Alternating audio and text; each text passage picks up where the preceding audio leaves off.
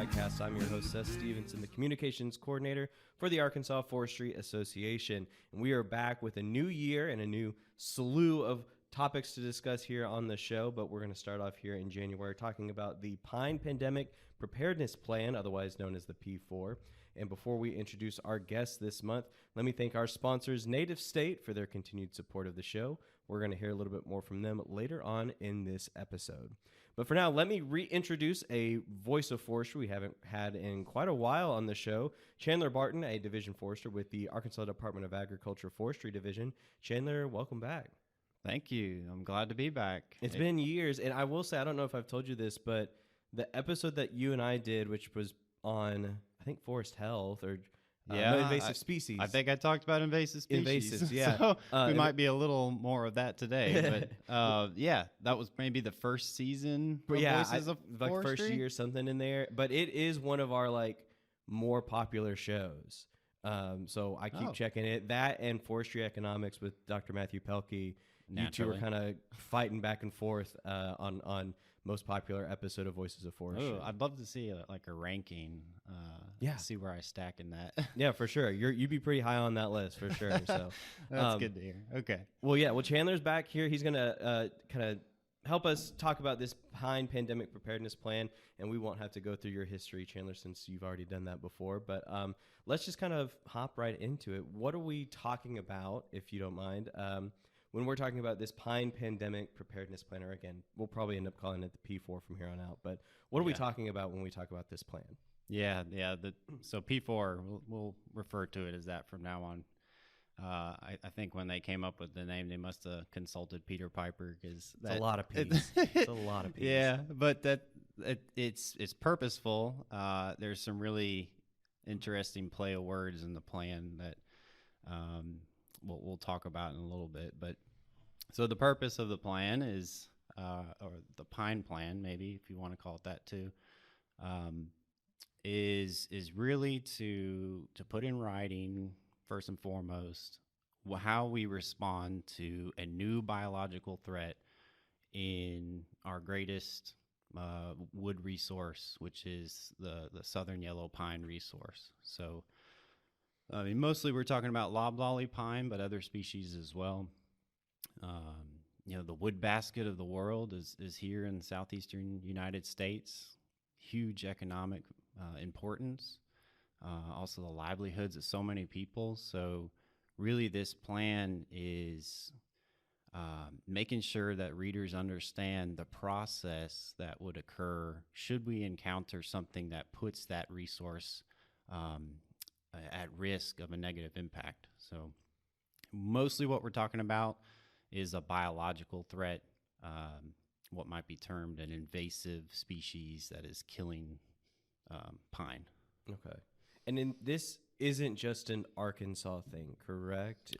Yeah, so the plan is developed to describe the response in the entire Southeast, and it was developed with partners from various agencies all across the Southeast.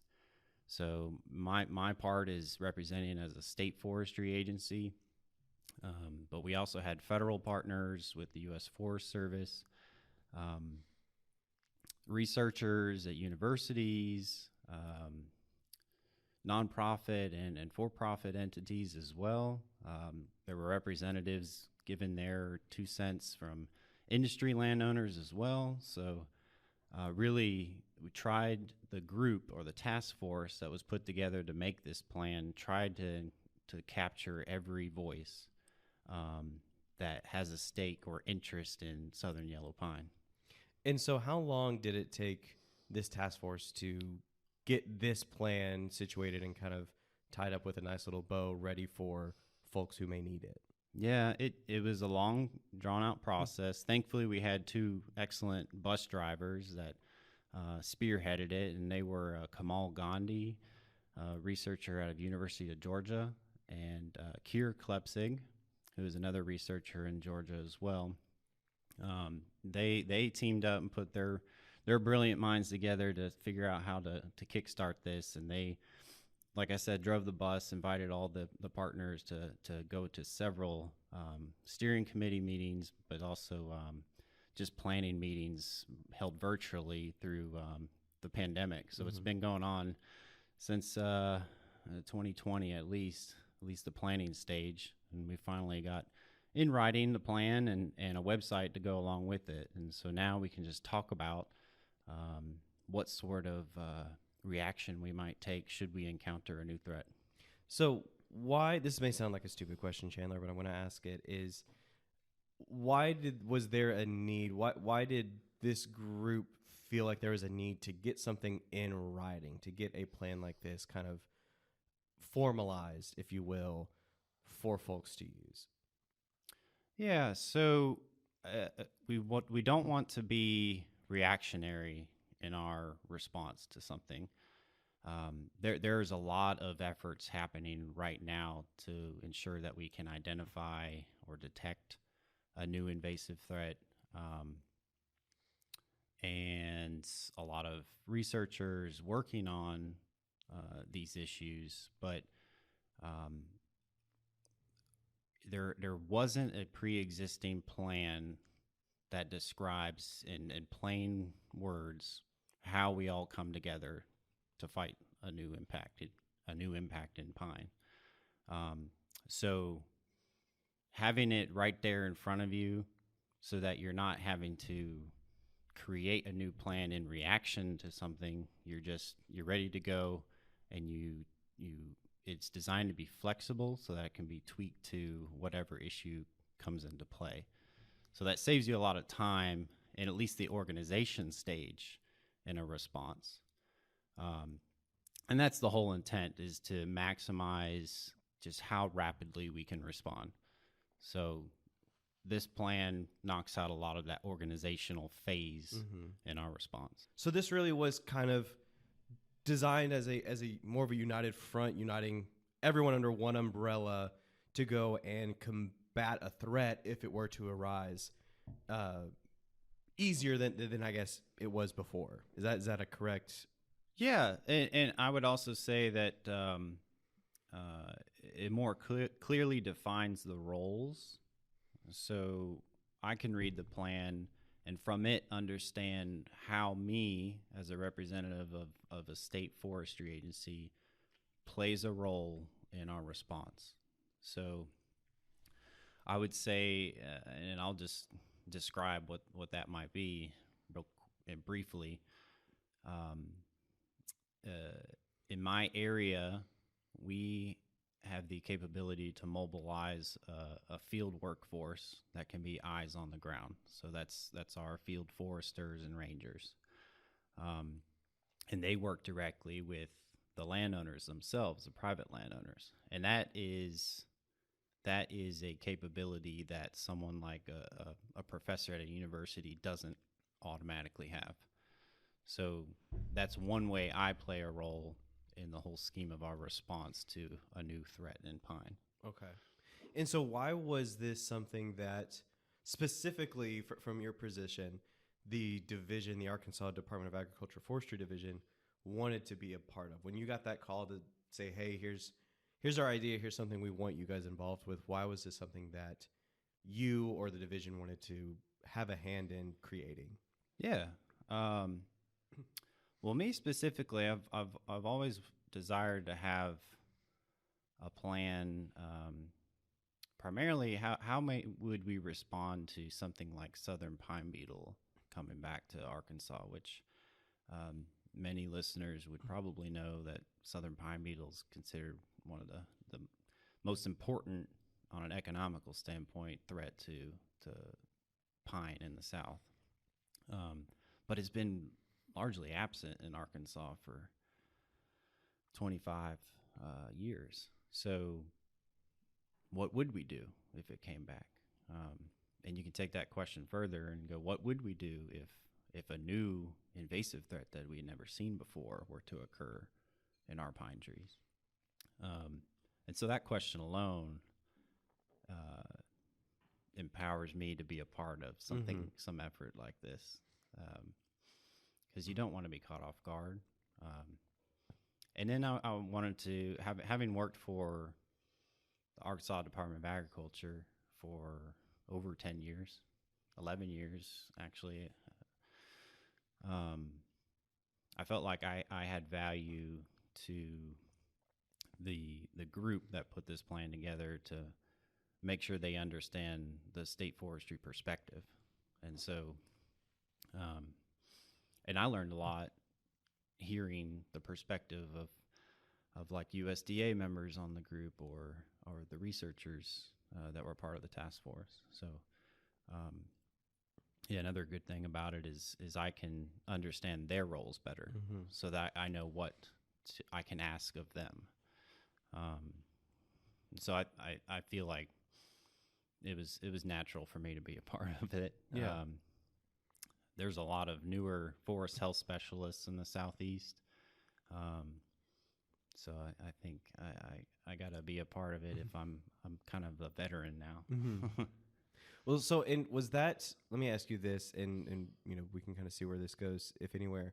So was that a concern or a problem or an issue, whatever word you want to use, previously, where, someone in your position may not have necessarily known what someone from USDA was capable of or had access to during a problem or a crisis? Yeah.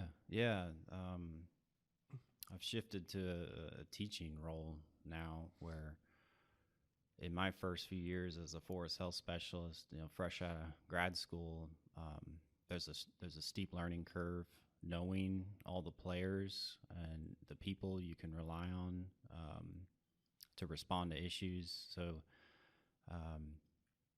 and actually, I'm no longer the forest health specialist in Arkansas. I have that expertise, but I've hired an individual who's playing that role for us in the state. His name is David Blythe. So, I am in a teaching mode right now, and he's figuring all this out as well. But there's other people in other states who can use a plan like this to just know what they need to do next. Okay. Well, Chandler, I'll tell you what, this feels like a pretty decent spot, because we want to talk a little bit about the current state of Arkansas's forest health, if you don't mind. So we're going to take a quick break here and hear from a little bit more from our sponsors this month, Native State.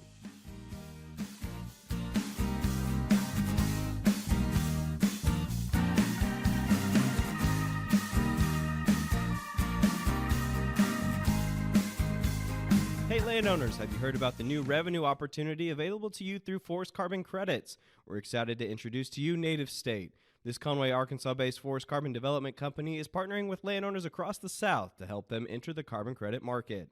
Native State partners with landowners of all sizes, including folks involved in the timber industry. If you have more than 50 acres of forested land, forest carbon credits could be a significant new revenue source for you. Visit nativestate.com to learn how Native State can help you earn revenue on your land, improve your forest management, boost your forest's overall forest health, and improve the biodiversity on your land. That's nativestate.com.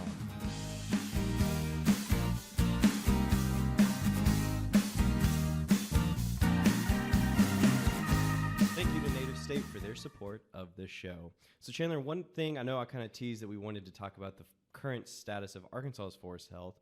But before we do, one thing I did want to kind of touch on that we were kind of discussing in the break is this idea of a forestry first responder. That's not really something, I mean, people have an idea of what a first responder is, but a forestry first responder might be a little new to them. So could you just kind of explain what that term means? Yeah, that term, the first time I saw it was reading the plan. Or at least being in meetings to make the plan. I'm not sure if the plan organizers coined that term, but I think it is very fitting, especially when we're talking about a pandemic plan. There's a lot of like health similarities. So when we talk about forest health, forest health is a relatively new term. It's we've been doing silviculture and forest management for well over 100 years, at least in the modern sense in the United States. But forest health is just a few decades old term. So having a pandemic response plan right after we had a human health pandemic, I mean, there's a lot of interesting analogies there. Forestry first responder, though, would be someone who is regularly in the woods and can identify something that is abnormal. So someone who at least understands in the basic sense what a healthy forest might look like, and then be able to identify when something looks unhealthy. Now, it's very subjective. I might say a few trees dying in the woods in the forest is no big deal. I don't see that as an unhealthy appearance. Someone else might look at that differently and say, well, if something is dying, then that's an unhealthy observation. But the importance of a forestry first responder in the context of this plan is to communicate. If you see something wrong, to find someone who can at least explain it, or be able to maybe decide whether to elevate the concern or to raise alarms. And so we rely greatly on individuals that are frequenting their forest. It could be the landowner themselves, land manager, and we kind of lump all those together in that term. Well, that was going to be my question, was I guess it could, so that term could technically be anybody who has that knowledge of what a healthy forest looks like versus what it shouldn't look like. Yeah. And it's just about that communication really is the key to that, what that means.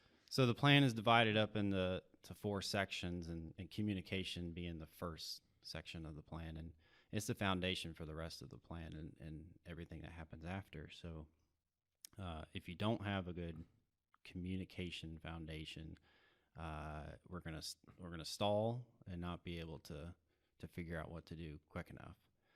So I think that's another benefit of reading through this plan is knowing who to talk to at what point in identifying something that doesn't look right. Okay.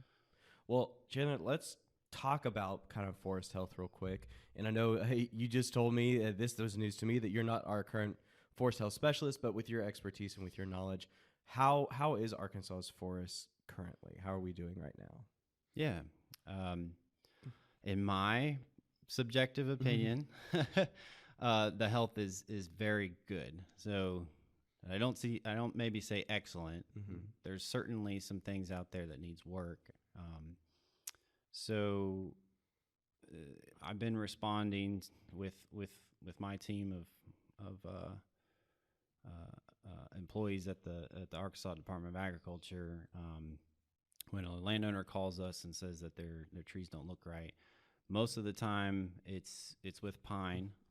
There is an issue that we've been looking at for several years regarding diseases in pines. So normally a pine tree is an emerald green color, but there's a lot of observations, particularly in the southeast part of our state, where trees are looking more brown at certain times of the year. Doesn't mean they're dead. And that's just the symptom of a disease. Actually, a complex of fungi, so several species of fungi that are causing that appearance. But the main one that is the most concerning is a species that goes by the common name brown spot needle blight. And it has raised some alarms in the forest health community all across the southeastern United States. So there's a lot of university researchers that are looking into it, trying to figure out why it's causing stress to trees, and in some cases actually causing trees to die.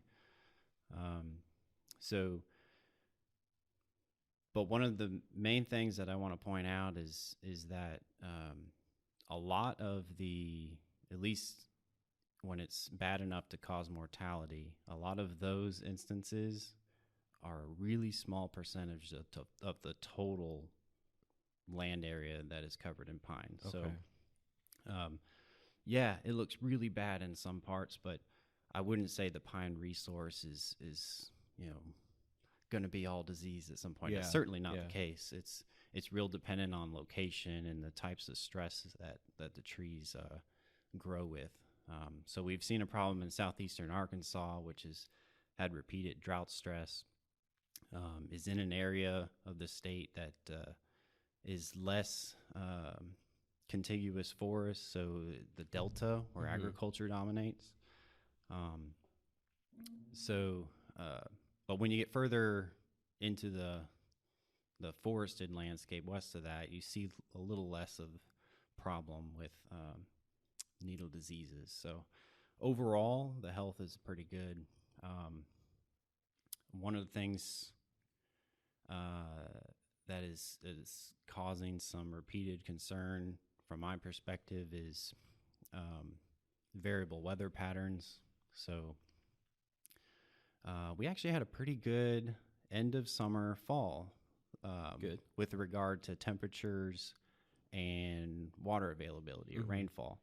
But years prior to that, late summer, we've been having a repeated pattern of drought and high temperatures, abnormally dry and abnormally high temperatures. So that's caused a lot of tree stress. So we would categorize that as abiotic stressors. So that may continue to be an issue, but I think I was encouraged to see that this, at least in 2025, that trend didn't really continue. We looked a lot better from the abiotic stressor perspective. Okay. So fingers crossed, that means healthier trees, but that remains to be determined. I mean, it's kind of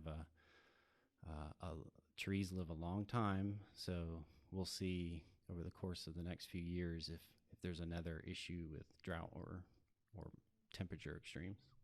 So bringing it kind of back to the P4, the Pine Plan, is there any current, I guess, issue that this plan could help with? Yeah, so fortunately, there's not like all fingers pointed to so overall the health is pretty good. One of the things that is causing some repeated concern from my perspective is variable weather patterns. So we actually had a pretty good end of summer fall with regard to temperatures and water availability or rainfall. But years prior to that, late summer, we've been having a repeated pattern of drought and high temperatures, abnormally dry and abnormally high temperatures. So that's caused a lot of tree stress. So we would categorize that as abiotic stressors. So that may continue to be an issue, but I think I was encouraged to see that this, at least in 2025, that trend didn't really continue. We looked a lot better from the abiotic stressor perspective. Okay. So fingers crossed, that means healthier trees, but that remains to be determined. I mean, it's kind of trees live a long time, so we'll see over the course of the next few years if there's another issue with drought or temperature extremes. So bringing it kind of back to the P4, the Pine Plan, is there any current, I guess, issue that this plan could help with? Yeah, so fortunately, there's not like all fingers pointed to a known threat outside of the United States.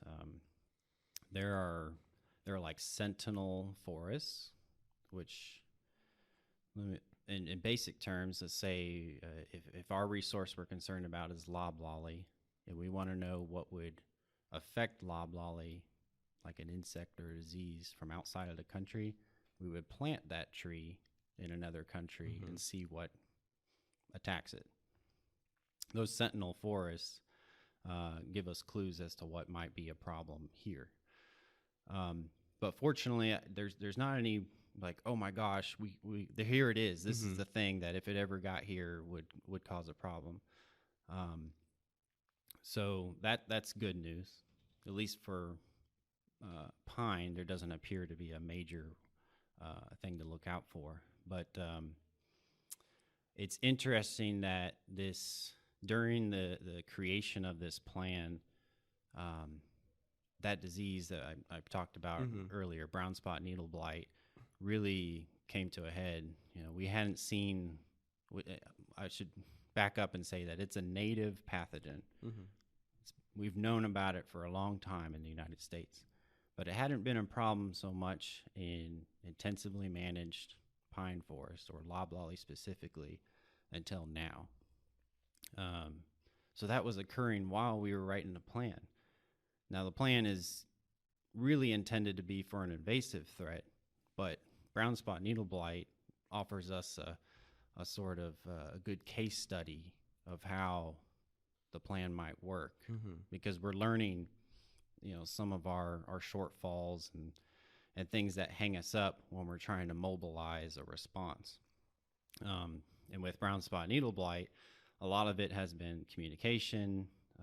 That's probably never going to get fixed, but finding ways to better exchange information and observations is the big problem that we've found with this disease. And right now it's kind of in the response phase. We're researching, understanding how to deal with it, and then we're going to start acting. But yeah, it's been a good test, so to speak, for the plan, even though it's not an invasive biological threat. And so that you bring up something interesting too, and we kind of talked about communication, but I think we should probably stress too, because I remember when we were having conversations about brown spot and we were setting up Zoom calls with you guys and a bunch of other different groups here just in the state of Arkansas, kind of talking about this. But that communication isn't just between the various organizations, it's also with landowners and the public, trying to explain what we know at the time and what can be done, if anything, with what's happening. And I know this isn't a short process either. This isn't like, hey, we have this plan now, we'll get stuff done in a month or something like this. There's still time that needs to be taken to communicate, to research, to understand before that action step can really be put into place. Yeah, every situation is going to be nuanced, and it's important to be honest about what you know and what you don't know. And I think most of the people I've talked to, at least in the forest health community, are very clear on that. There's a lot of uncertainty about brown spot needle blight, and they won't try to tell you they know the answers. And I think that's going to be really important when we identify something new, is to not jump the gun on anything, to communicate effectively what you have seen, but not necessarily try to figure it out on your own or come up with any answers on your own. So when all the information's out there about what we use the term signature, what the pattern of symptoms look like, then you start gathering that information and determining the cause or a diagnosis. And I may not be the best person to make a diagnosis, especially with something I hadn't ever seen before. So yeah, that'll be really important, is just effective communication and knowing your limitations with your role. Well, and that kind of brings us to something I wanted to talk about too, Chandler, is the landowner's role in kind of this whole Pine Plan thing that we've been talking about. We already kind of mentioned that they can be a forestry first responder, and if they see something, communicating that with folks like yourself or other organizations about what's going on in their forests. But where do landowners, if anywhere else, where do they fit within this preparedness plan? Yeah, so walk through their property more than anyone, naturally. So communicating something that doesn't look right, word of mouth is extremely valuable. So even if you are a landowner who may not consider yourself a forestry first responder, that means having some knowledge of what forest health should look like. You can communicate that to someone who may be considered a forestry first responder. So that could be, maybe they already work with a consulting forester, so a land manager, or any of our public offices, to talk to a county forester or ranger. And I don't want to disclude other agencies that operate to work with private landowners. So certainly talking to Arkansas Game and Fish, Quail Forever, Natural Resource Conservation Service, even AFA. I mean, sometimes I've had a few emails or phone calls from you all from just a concerned landowner that wanted to point something out and they didn't know who to call, but they called you first, and that's fine too. You know, then you can circle it over to us. Well, and that's, it seems cliche to say, but see something, say something, right? I mean, if you see something that looks a little odd, asking a question's not going to hurt anything. Talk to a professional, heck, call us and we'll find a professional to get it, ask the question. Yep. Just pick up a phone, shoot an email. Pictures, I'm sure, also help if you're able to do that. But just find somebody, find a professional, ask a question. If they say it's nothing, you just move on about your day. But if it is something, that at least kind of starts this process, gets this ball rolling to hopefully getting a fix for whatever it is that issue is. Yeah, absolutely. And I will take that any day. I don't really mind at all being overrun with calls about an impact in forests. So I'd rather that than just not know what's happening out there. I get, unfortunately, I get out of the office a lot less than I used to. So I greatly rely on anyone who's around the state who's eyes on. And I will say, 99% of the time, those reports are a non-serious issue, and sometimes you can't diagnose just a tree dying. There's a lot of uncertainty about what caused it to stress and decline in the first place, but that's okay. Even just having that discussion is valuable with the landowner, because they might learn something they didn't about tree physiology or biology. And so yeah, I have no problem exchanging words if something is seen out in the woods and they want to talk about it. I will say, like, I get a lot of calls about my pine tree died, and I think it's bark beetles. And I often have to I go through this whole spiel about what a decline is, what caused the tree to decline.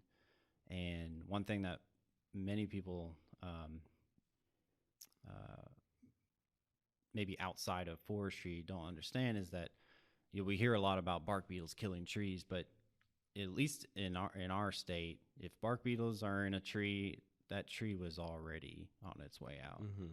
And that's generally the case. There are some extreme circumstances that kind of rapidly increase bark beetle populations, like a severe drought, but most of the time those bark beetles are secondary to whatever issue had occurred prior. Could be the roots died for whatever reason, the condition in the soil had changed, they got too dry too frequently.